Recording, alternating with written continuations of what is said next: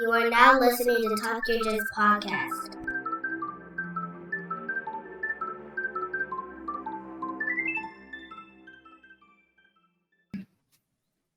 Welcome back to the Talk Your Jits podcast. This podcast is, as the name implies, all about jiu-jitsu. I'm your host, Lamar Smith. And today's guest is a purple belt who trains at Megalodon Gym located in Athens, Georgia. Ladies and gentlemen, Stephen Kreyenbul. Hey, thank you for having me. Hey, man, thank you for answering the call, man, to be a guest, man. I greatly appreciate it. Absolutely. Well, man, let's get the ball rolling, man. If you want to formally introduce yourself again, by all means, and let's hear your jiu-jitsu journey. Yeah, so my name's Stephen Kreyenbul. I was born and raised in the Chicagoland area. I was born in 1997, and then my journey began wrestling when I was about in middle school, like 7th or 8th grade, and then from there, kind of kept through it all throughout high school as well. Even from moving from the Chicagoland area all the way to Georgia, I continued wrestling there. I then wrestled all throughout college at Algoma University as a collegiate athlete in Sault Ste. Marie, Ontario. And then from there, during the summer times, I'd start training jiu-jitsu. And then as soon as I got back home, after everything with COVID happened, I slowly started to find, it took me about 3 or 4 different gyms to finally find, home. But I slowly kind of just did it over the summertime, trying to, just find where I belonged. And now being at Megalodon, I want to say for almost like 2 or 4 years now. I'm not somewhere between that area. Maybe want to say it's maybe 3 years. I finally found home. So it's very exciting. That's cool, man. That's cool. So what got you hooked, man? What got you hooked on jiu-jitsu versus everything else? I think it was kind of an extension of wrestling with in college, all my buddies were, all my teammates were my friends, and that's kind of the circle. And with Megalodon, it's a place where I really can walk in and, there's about 20 to 30 people there and everybody's name.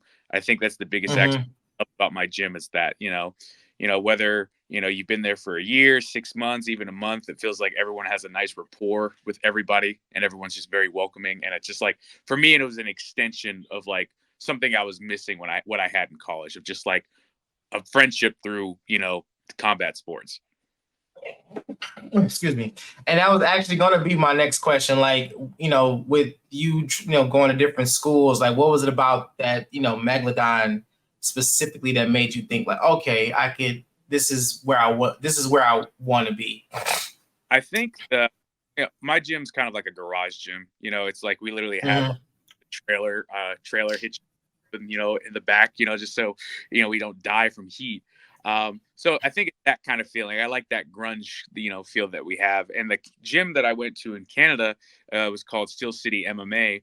And Sault Ste. Marie kind of has that same feeling in the gym regarding as well, where it's a steel plant town, so it has that, grunge to it. And, it's just in a random spot. I remember for my gym in Canada, it was it used to be a high school, but then they didn't necessarily abandon it, but they turned it into a shopping mall, which is a really interesting setup. And then they took their gym and took it to an abandoned elementary school. Very good facility. It was just such an interesting spot, where they're we're going to find a spot regardless. And it feels like that's what Megalodon had as well, where it's just we're just going to find the most space we can. We don't care if it's in a garage. We don't care if it's in an attic, where it's first started at. And, we're just going to find a place to train and keep it going. Yeah, that's where it's at, man. Just that it's no matter where we at, that's just, if we got mats and space, man, we're gonna make it work. 100%. Yeah, man, that's dope. Our school is kind of like that right now. We're kind of trying to find our own spot, so we're just renting space out from another gym. But we're man, as long as we can train, man, I don't care where we at. So now we're man, it's getting hot. We about to go to the park on some days, lay out some mats and roll outside, because as long as we can do jiu-jitsu, man, everything is okay. Oh yeah, especially doing it outside too, beach wrestling or just going to the park if you can find the space for it. It just having the environment involved with it makes it just such a different, like a great and different experience. Yeah, for sure, for sure. So with with your wrestling background, how long did it take you to kind of like, I don't say abandon, but kind of like step away from some of your wrestling movements for jujitsu? Well, I won't say movements, but like transition from wrestling to jujitsu. Probably it really didn't start until I hit blue belt, where I realized like takedowns can only get you so far, and I'm all like Khabib mentality, just like smash everybody, especially Smish. smash mentality. But like, that can only get you so far, and it wasn't really until blue, even purple, where I'm like, okay, let me force the guard game a bit more, maybe like put myself in uncomfortable situations and force, my guard game to get better, and, rely on sweeps and like submissions rather than, just going like point, like very, point gamey jujitsu, and I feels like that a lot too, where it's like, I'll win a match, by like 15, 20 points, but then it's like you have 3 matches and you go all 3 matches, 5 minutes, that's 15 minutes. Like you're going to get exhausted at one point. I've had that issue in a couple of tournaments I've done. So realizing that as well, where I'm like, let me play for submission rather than play for takedowns. So it probably wasn't really until like blue or purple, really. Yeah. Cause I know you guys, you're so used to that boom, boom, boom, boom, boom, boom, boom, that fast pace, and especially, I assume you do gi or no gi? Both. Okay, so it's a different beast, man. Playing with grips and trying to outspeed your opponent. Oh, 100%. And it's like, that's what I feel right now, is that I feel really good in like positioning, but it's like getting the finish is probably where I struggle most right now. Yeah, it's weird when you think about jujitsu, because it's like it's so much, but at the same time it's like it's not, because you know your techniques, your sweeps, your passes and stuff like that, but always trying to remember your setups and how to get to a certain position, trying to get a certain submission, because your opponent's body is always changing, so you have to kind of like adapt to that situation. So it's very, very weird trying to find your game. Even as a black belt now, I still have moments where it's like, man, I still don't feel like I know what I'm doing. Yeah, 100%. Yeah, for sure. Just scrambling, trying to fight some days. Yeah, for sure, man. Because it's like, you would think like, man, you've been training for so long, and you reached a certain level, and you're still having like quote unquote white belt moments.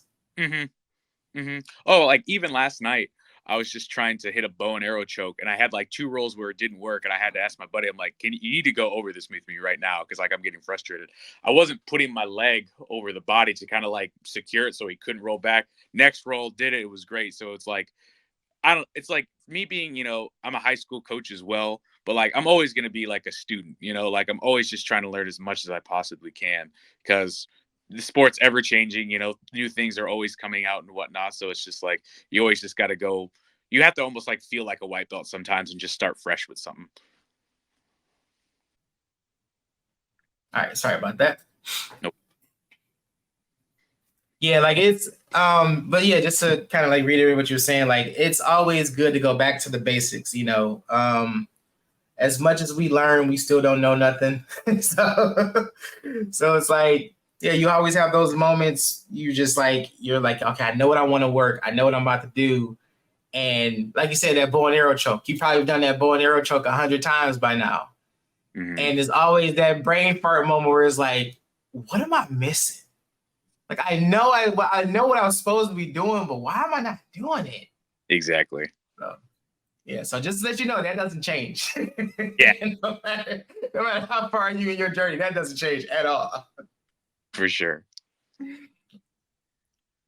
So so are you actively competing now or what? Oh yeah. I'm probably there's probably a new breed in Spartanburg June 29th. I'll probably be signing up for. We have our in the Georgia area. It's called NFC National Fighting Championship, and of late they've been actually hosting their own jiu-jitsu competitions, and they host it in a brewery, so it's actually a really cool venue and everything like that. And so they've been calling it Brew Jitsu. In October, since it's Halloween, they're calling it Boo Jitsu, and they're gonna give out like awards for like best like gis and rash guard as well. But our gym at the second Brew Jitsu, we won the no gi belt, so it was like the first time I've ever won like a title belt. I don't care if it was a team belt, individual, whatever. I can say in my life I won a belt, and that's all that matters. Right. A belt's a belt, a win's a win. Big facts. I like that name, Brew Jitsu. Yeah, it's catchy, and it's so cheap and affordable too. You can get 2 divisions for $100. That's the best deal you're ever gonna find. Yeah. That sounds about right. That sounds about right. So what do you enjoy about competing? I think for me, it's like talking to people about competing and how they feel about it. I have a buddy, Dylan. He just got on a podcast where he talked about how competing for him is a very struggle. It gets him, very anxious, and he's very, intimidated by it. For me, wrestling in high school, I got to compete every weekend. So now I've gone to transition where, especially, we're getting older, so you don't want to compete, constantly just because of wear and tear. But like I just kind of have that itch for it still, even as a coach, I'm like, I'd still, rather be competing.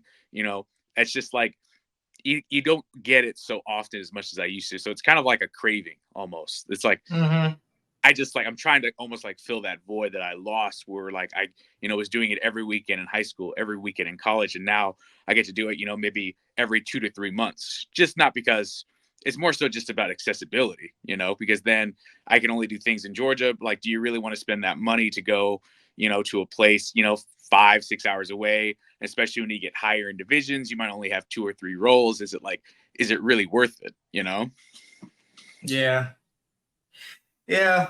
I'm honestly, I'm like that same way as your buddy. Like I've been training for 7 years, and I look at you competing as just a expensive open mat, but it's still, you still get those jitters, man. It's still kind of like, this is nothing new. I'm just going out there and roll. So why is it so, just so inducing to me to be like, oh fuck, I'm about to do this. Maybe because it's like, you got people watching you, but half the time they're not paying attention anyway. But you got this crowd focus on you when you're competing. So I don't know.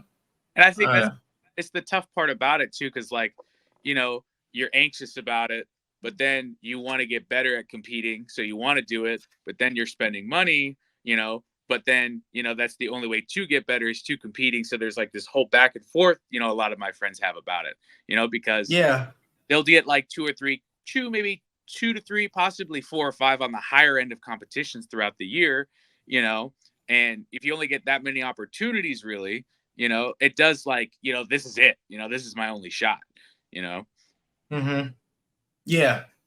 And it's that constant struggle, man, because like you wanna do this, you want to get better at it, and unless you cross train more often than not, you want to be able to see where your jiu-jitsu is, because there's only so much you can see at your home gym, because everyone trains together, so everyone kind of has an idea of who you are, what your game is. So you like, okay, I can do a tournament to see where I'm at.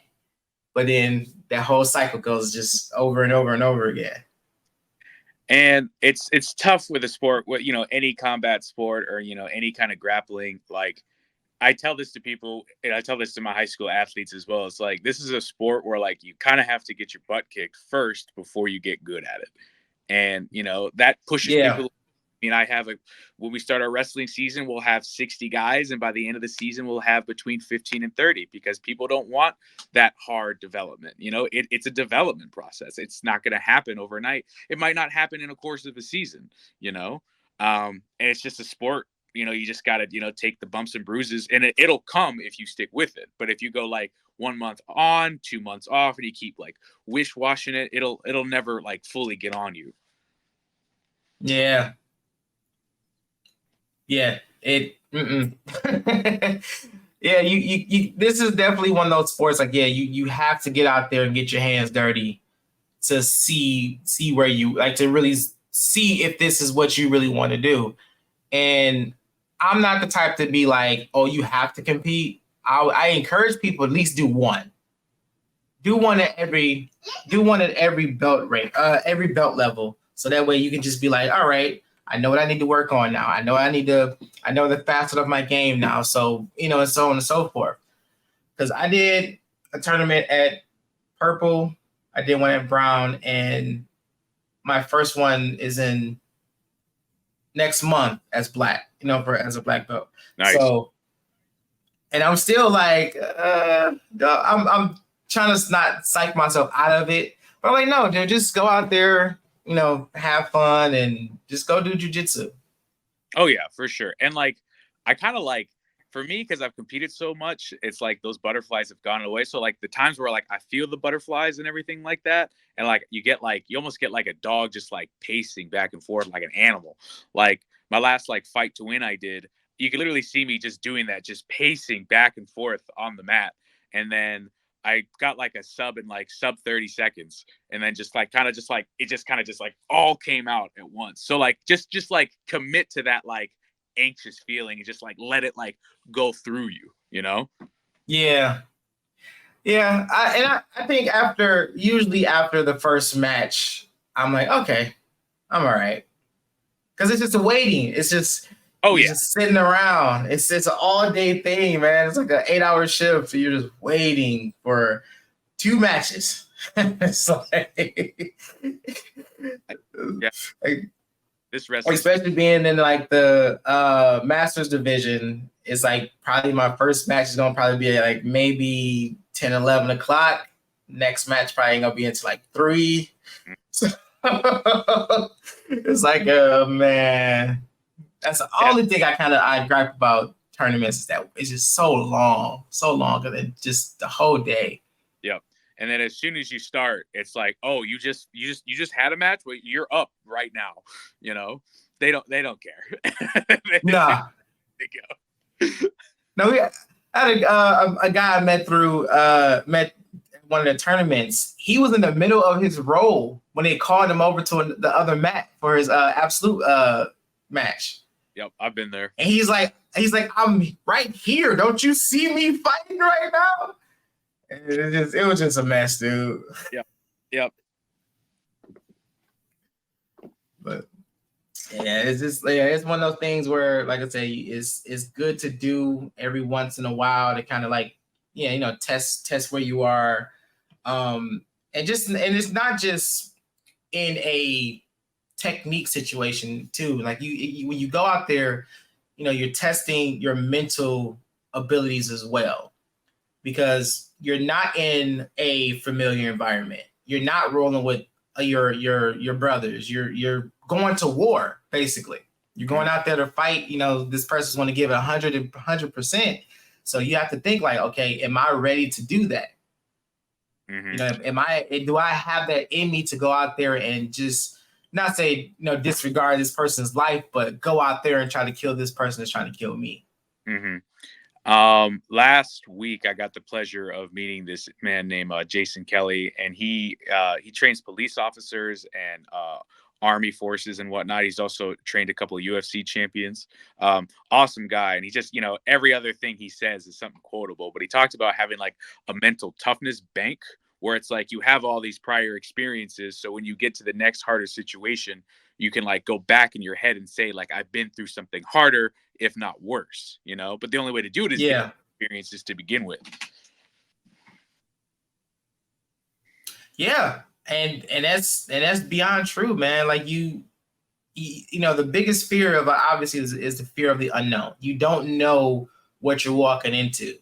You go into that mindset of like, all right, is this guy, how is this guy's jiu-jitsu? Is he going to be is he a wrestler? Is he this? He's going to be big. Is he going to be this? Blah, blah, blah.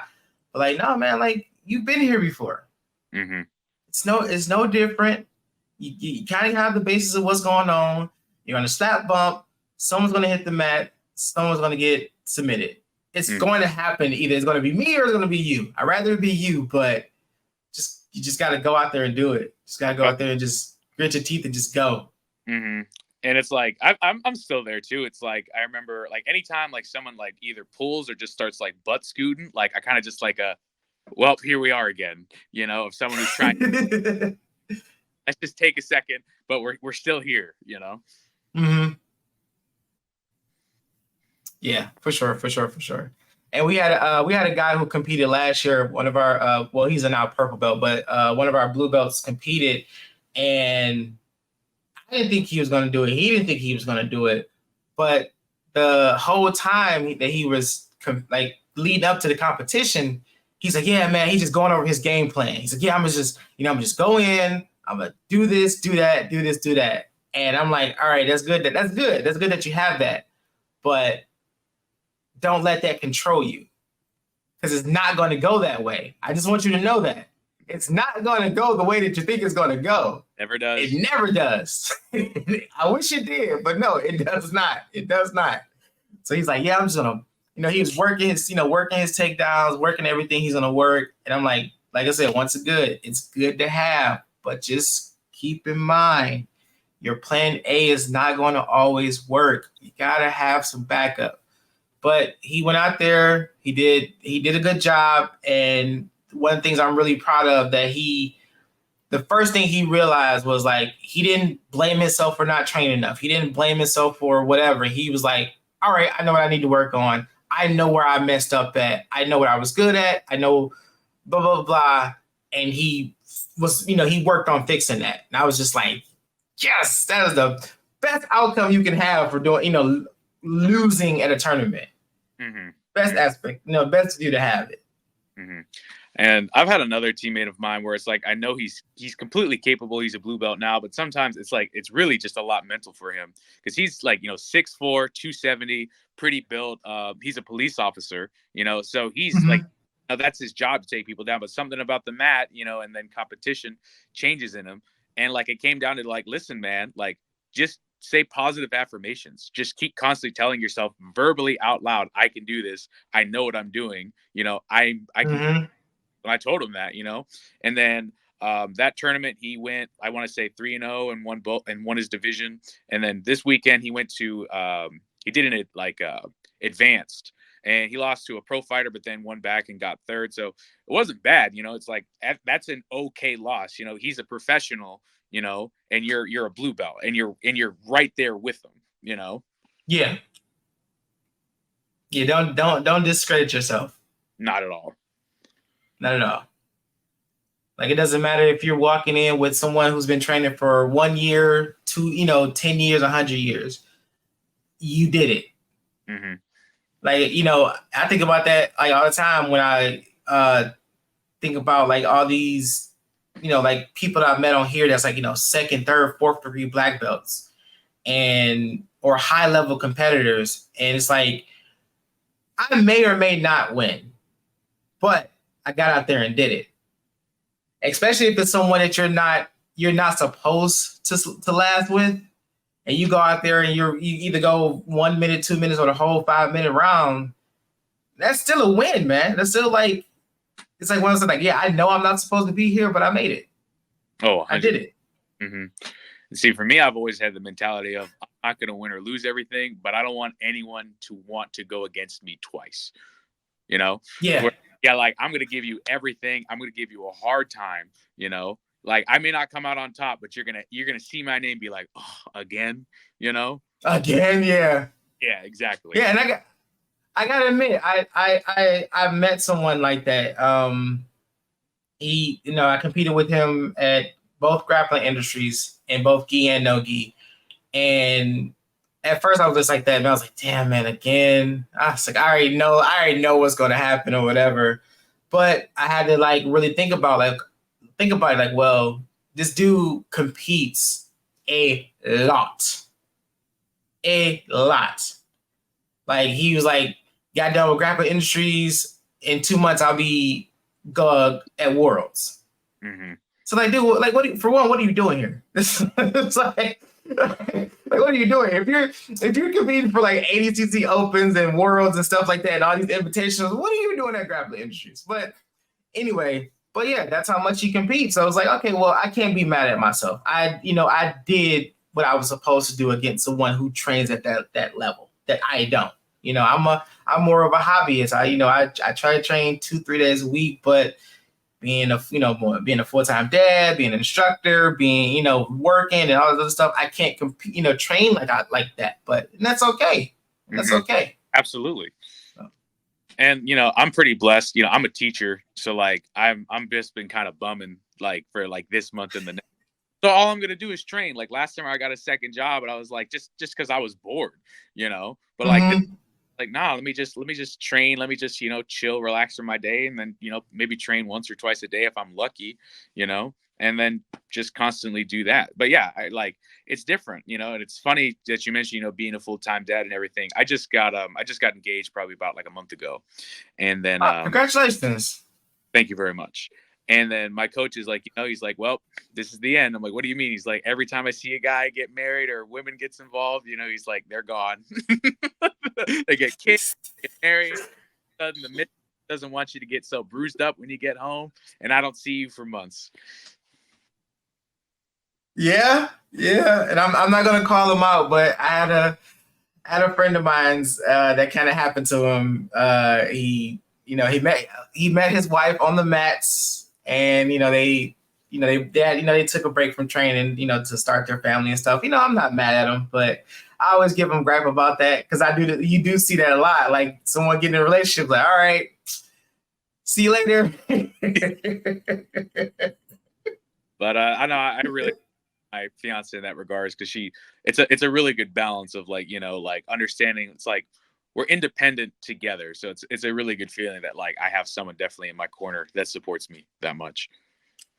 Yeah, and I was married before I started training, but she definitely did see. I think she probably saw it before I did, but she definitely saw when jiu-jitsu was like moving higher on that priority list. So it was kind of like I was, training so much, dude. I was going in the mornings, afternoons, and, evening classes, weekend classes, open mats. I was just going, whatever. If anybody mentioned jiu-jitsu, I was there. For sure. So, but we had that conversation where it was like, hey, look, this is something that is becoming important to me and it's going to be prevalent. So I just need you to be okay with that. But she's very understandable. She accepted it. She actually started training, not, a little bit after I did, but, COVID. And then we started our family. So she's been like off for a minute, but she's like one to come back, which is a good thing. But yeah, but all in all, man, she's been very, very supportive. And I've heard the horror stories where people's like, yeah, my fiance wants me to choose between her or jiu-jitsu.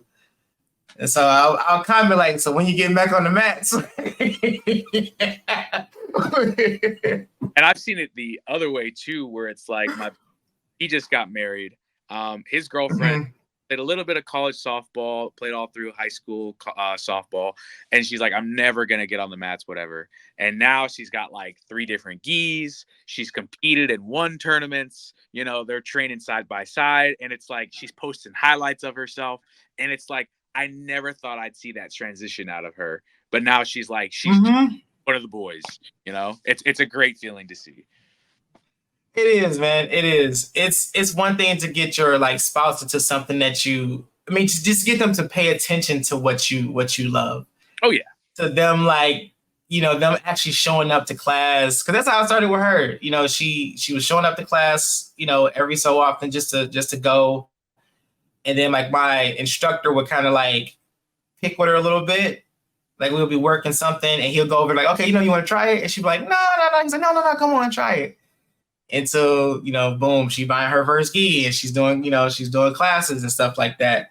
But yeah, it's not often it happens, but it happens, when it does happen, it's like, yeah, that's how it's supposed to be. That's how it's supposed to be. So, yeah, that's pretty dope, man. It's nothing like having that support and, that support of like someone knowing like, okay, this is important to them. I'm not gonna feel neglected. I'm gonna just support him as much as I can, and because he's gonna do this. And yeah, so good to have. So good to have. For sure.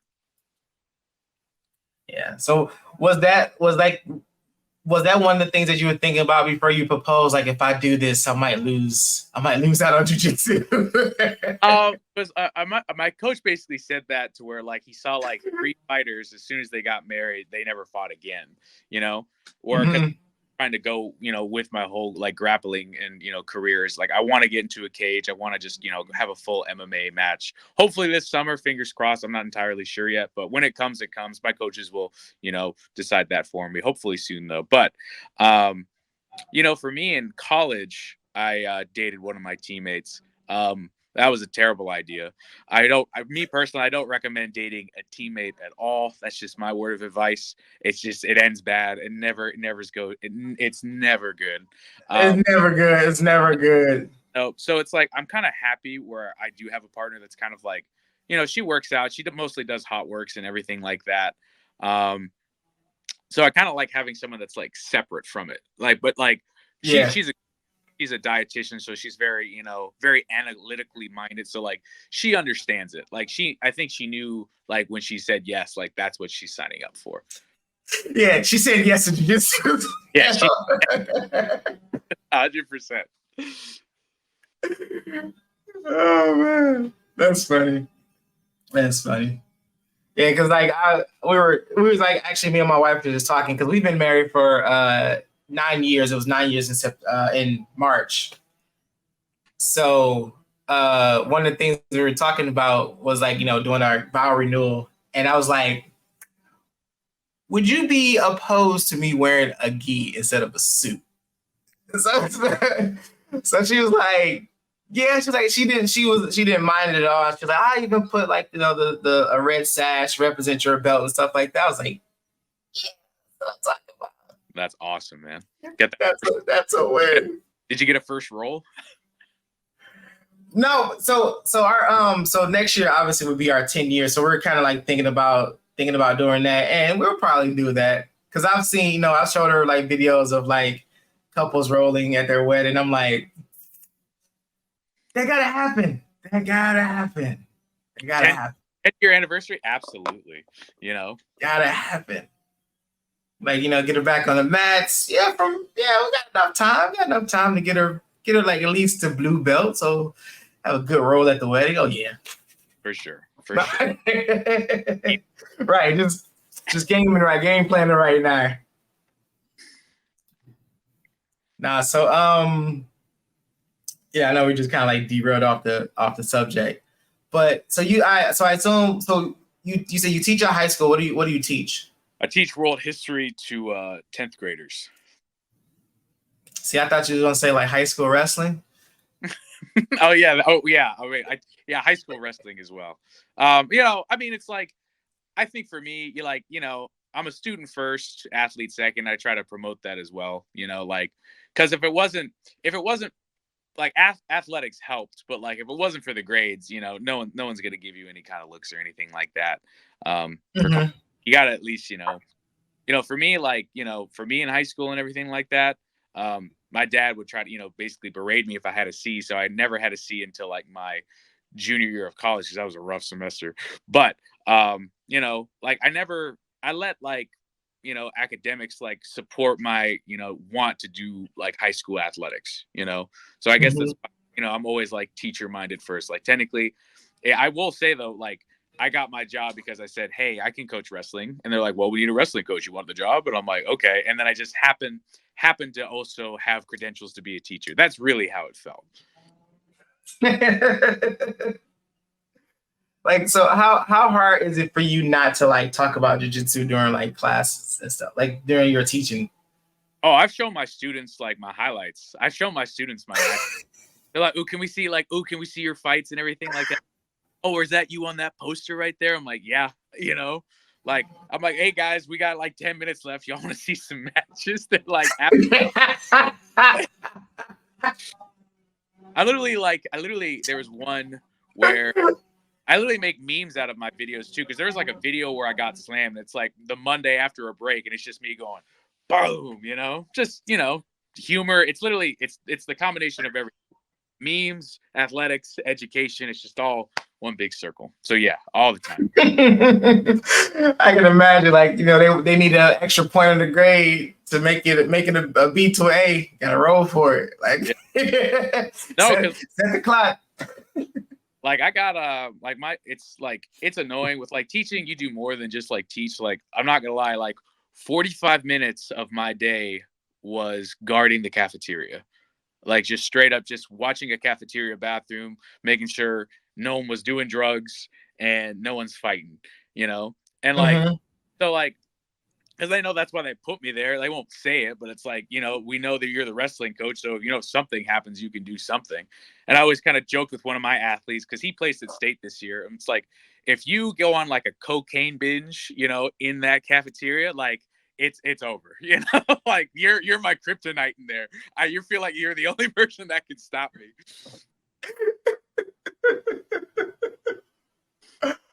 Oh man, that's funny.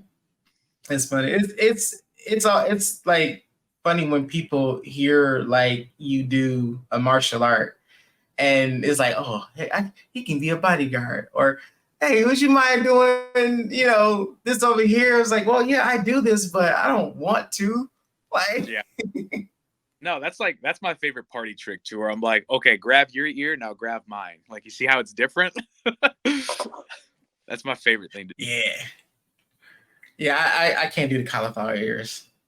Yeah, I mean, I've gotten mine drained. Like the first time it happened, though, I was just like, well, I'm, a teenager and finally wanted this for like my whole life. I'm keeping it. But now, like, I like the headphones I was wearing. They're like, I have to put them in my ear sideways. So like, I have to get what you have because they won't work. I can't do AirPods; they just fall out. Yeah, and I've seen. Like when I realized what what cauliflower ear is and like where that came from or how it happens, it's like, dang man, you just getting hit and punched and grind on your ear and stuff. It it just builds up. But seeing people like purposely giving themselves cauliflower ears, yeah, that's weird. I was like, come on now, dude. Just punch yourself in the ear or smashing your ear between some weights or just rolling something on top of it to get it to swell like that. I'm like, why, man? Those are those same people that'll spend like $20,000 on like a bully camp. Those are the same. Yeah. That's crazy. I didn't even think of it. People would forcibly like mutilate themselves like that. Like, I mean, it's combat sports, it's gonna get it, but to like do that intentionally, like, no, you're just cheating. You're ruining it for everybody. Right. It's like, come on, dude. Like, it's people earn this. Like, they earn these cauliflower ears. As much as I've trained, my ears are. Oh, well, I can't really turn this way, but my ears are normal. Like, I want to keep them that way. Mm-hmm.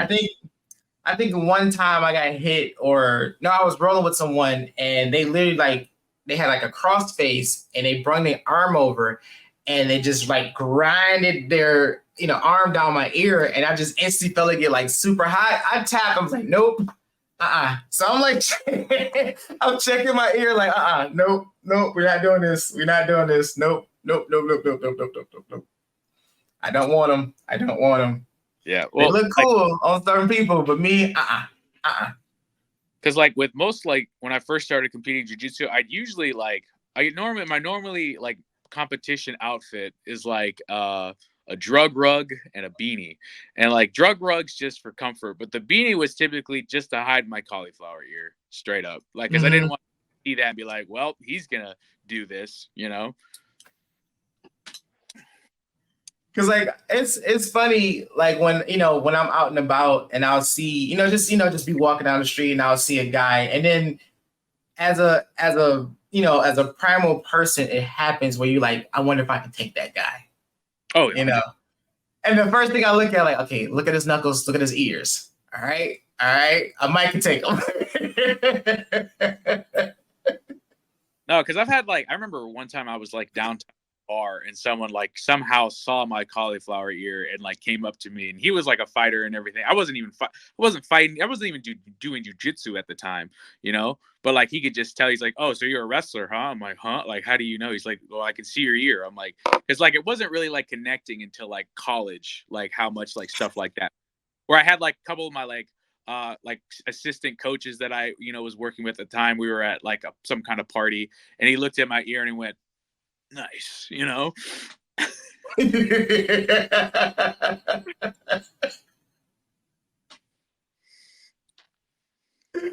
Yeah, it's funny, man. But I told this story before, but super long story short, a few years ago, me and my wife went out and we went to like this gentleman's club, and we were kind of being bothered by one of the patrons there. Very, very drunk guy. And he just kept coming over, kept, like putting his hands on my shoulder, kept trying to like, talk to me. And I kept telling him, like, dude, back off. Like, we're just trying to enjoy our time, back off. So my wife was starting to get uncomfortable. So we started, she's like, you know what? Let's just pay for our drinks and we're just going to take off. Mm-hmm. So we're getting ready to leave. And the guy is kind of standing where the door, I guess the way to the door. So it was like a crowd here, the waitress he was talking to, and my wife was standing like kind of behind me. So she kind of like cut around the crowd to get like around him or whatever. And I'm just going through, and he's like, "Oh man, you're leaving, blah, blah, blah." So I was like, "Yeah, man, have a nice day." "Oh man, don't." So he's like grabbing me like, "Oh man, don't leave. And I'm like, unhand me, and he's like, "No, man, let me buy you a drink." I said, "No, I'm good, bro. Have a nice day. For the last time, I'm going to tell you, do not touch me." And I could see in my wife's face, she's like getting nervous. But so he was standing, this way, and behind him was where the bar was. One of the bouncers, big guy, big muscle guy. He gets up, I guess he hears us. He turns around, right? Gracie Barber shirt. So I looked at him, he looked at me. I did this. He did this and turned right back around. That's awesome. But we left, and then like my wife was just like so like shook about it, and I'm just sitting there laughing, and she's like, "What's going on?" I was like, "Oh, nothing. Just the bouncer that was at the bar, he does jujitsu and blah blah blah." And she was like, "How do you like what? You ain't even see you talk to nobody." I was like, "You just gotta pay attention, man. You gotta bow." It was one of those. He was like, turned around and going about his business. Hell, man, that's sick. So funny, man. So funny. I laugh at that to this day. Like that was probably one of my best moments of jiu-jitsu, like outside of training. I know my gym, it's crazy, but like we have like a reputation of just being like a big guy gym. Because like I'm 240, and then we had because it's funny because we literally have a guy named Big Mac. Okay, he's big. He's probably pushing 300, and then we have a guy named Super Big Mac. Okay, we're like just can't keep adding adjectives, but like he owns up to it because like he's literally the size of a bear who like is a wrestler. And he talks like this, like, "How you doing, big man?" And he'll put you in the ground. And it's funny because I remember one time I made like a Jedi Council meme where I was like, "Oh, you're on this council, but we don't grant you the rank of heavyweight because I'm 240. So like I'm big, but I'm not big for my gym," which is an insane statement to say. Yeah, I've been there. Like my school that I grew up in. My trainer, my instructor, 6'something". He's pushing about three bills. Big big guy. A couple other guys. We had like 3 guys that was like MMA fighters, all big heavyweights, all wrestlers. And at one point, I think I was probably, let's say about 240, and I was like the smallest guy in the school. Mm-hmm. And so I know the pain. I know the pain of coming from a school of like big guys.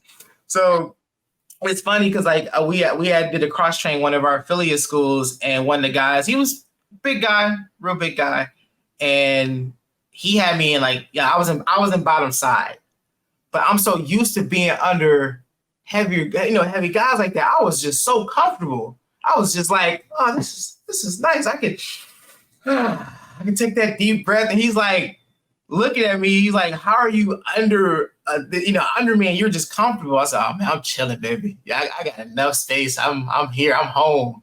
So it's like, yeah, I know that struggle, man. I know that struggle of being the smallest in a big man school.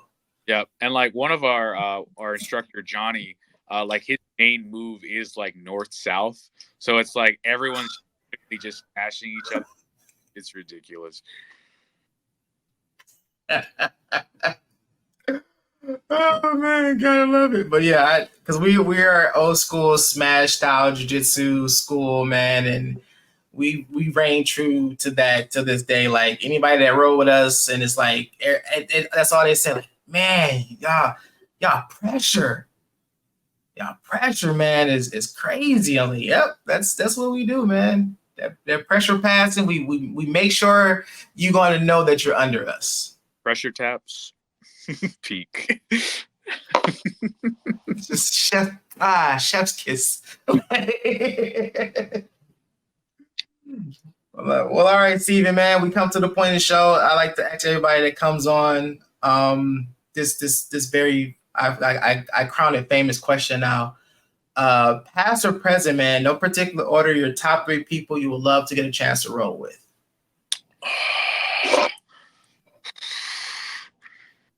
Probably like Chuck Liddell. Oh, yeah, I love Iceman, man. He's classic to me.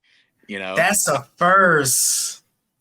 This was just classic, just like, I don't know, it just seems like just like a bro, that you could probably talk about. Probably get, your stuff rocked in, but he just seems like just an absolute bro about it. Probably Matt Hughes. I never got to meet him, but he did come to my university at one point in time. So I thought that was really cool. He took time to come out there and do all that for us and just be a part of our program just for that small weekend that he was there. And then probably Brock Lesnar. Yeah. I don't know what it is, but I just want straight, just smash grinding, takedown first. We're going to settle this on the feet before we get to the ground, just based upon whoever gets above the head first. Just straight. Right. Man. Well, yeah, you being a wrestler, that makes sense. But yeah, you're the first person to say Chuck Liddell. We probably had a couple of Brock Lesnar's, but Chuck Liddell is definitely a first. And Matt Hughes, man, that's one amazing individual. And I think it was recently they posted a video of him teaching a wrestling seminar, and with everything that he's been through and recovering from that accident, he still looks dangerous. 100%, man. It's like Jesus, dude. It's still all there, it's still all there, and it is a great story. Yeah, and it's like I followed his career, when he was in the UFC, listened to interviews and stuff that he's been on, very, very humble guy. And then all that happened. And then it was just touch and go for a minute, but seeing him back. And like I said, that video that was recently posted, I think I've watched it so many times. Cause it's dude, you can tell physically, he's been, things have changed, but it's once he's in that element, it's just autopilot, smooth. I know my body knows what it's supposed to do. Mm-hmm, mm-hmm. I mean, he's probably done it over a million times, So it's you can never get rid of that, Yeah, never get rid of that. And that's what I hope for myself. Just once I get to that age where it's I'm not supposed to be doing this anymore. and I'm still doing it. In my 60s and 70s, Lord willing, that I've reached that age to be able to say, yeah, I can still do jiu-jitsu. I still do jiu-jitsu. Drillers are killers, man. Yeah. And I don't want to stop. Like once I'm in it for the long haul, and to my dying breath, I'm gonna just still be on the mats. For sure. All right, Stephen, man. Unless you got any other questions for me, man, fire away. If not, let the people know where they can find you. If you got anything coming up, the floor is all yours. Let's see. Get yourself out there, for someone who's like, being 50-50 about, training or whatnot. I mean, you're going to make friends. You're going to have a good time doing it. You're going to get in one of the best shapes of your life as well. I think what's really nice about, versus jiu-jitsu versus, any other sport, maybe like even like wrestling, it's like there's a bit more. It's higher in some aspects than wrestling in regards to like, the UFC and everything like that. But it's also has this better casual element to people as well. That's a bit more welcoming versus like wrestling than not. Cause it's jiu-jitsu, you see more people have no experience in anything come to it versus, wrestling, they start with wrestling, then go to jiu-jitsu. It's, there are some cases the other way around, but not as much. So, go ahead and do it. My Instagram is right there. It's Stephen_Kreyenbul. It's just my first and last name. I'll be competing all throughout probably, the South, New Breeds and Spartanburg, I believe. And you have one at the Georgia Sports Academy, NSC Boot Jitsu. Like I said, if you're in the area, it's the best deal you can get. Go ahead and do it. It'll be a great time. It'll be October 13th for sure. I'm definitely going to shout those guys out. Those guys have done a lot for me in my jiu-jitsu career as well, for sure. Man, shout out to those guys, man. And I definitely wish you all the best, man. And down the line, I will, love to have you back and, catch up and see what's going on with you. Yeah, man, absolutely. God bless to you, and congrats on 10 years, man. Man, thank you. Thank you so much. Well, all right, man. That's the end of today's episode. I would like to thank Stephen one more time for coming on the show and bless us with his jiu-jitsu knowledge. Hope you guys enjoyed. Please make sure you go and follow our Facebook, Instagram, and YouTube to stay up to date on all future episodes. This has been Talk Your Jits podcast. Keep rolling, keep grinding, and remember, long live jiu-jitsu. Have a great day. All right, man.